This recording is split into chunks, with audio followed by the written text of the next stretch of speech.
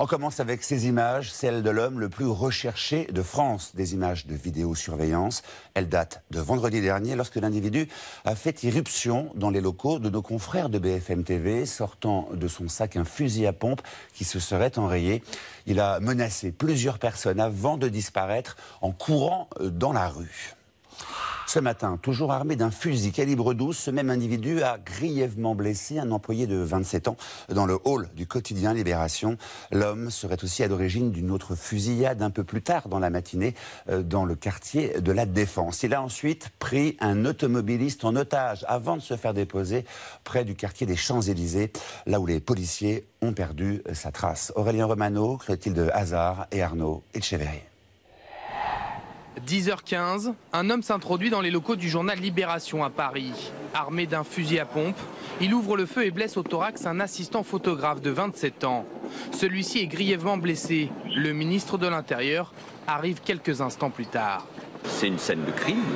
À partir du moment où un homme rentre, tire avec un fusil, c'est une scène d'une très grande violence.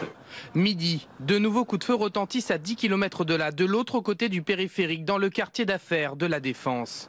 2 coups de feu tirés cette fois contre le siège de la Société Générale, à l'heure du déjeuner, sous les yeux des employés.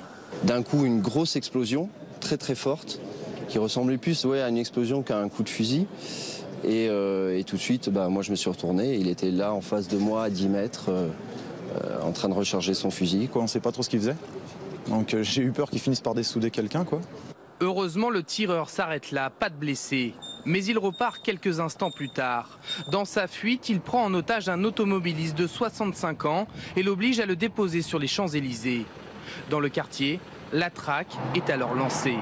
Les forces de l'ordre aidées d'un hélicoptère quadrillent le secteur. Les policiers se voient remettre la photo d'un suspect.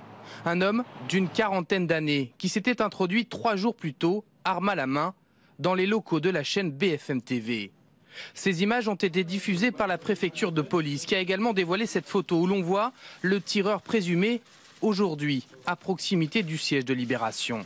Il s'agirait d'un homme de type européen, âgé de 35 à 45 ans, d'une taille de 1,70 m à 1,80 m, aux cheveux poivre et sel, avec, s'il en est toujours porteur, d'une barbe de 2 ou 3 jours.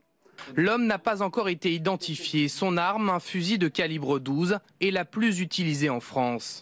Pour tenter de le retrouver, un appel à témoins a été lancé, le 0800 00 27 28.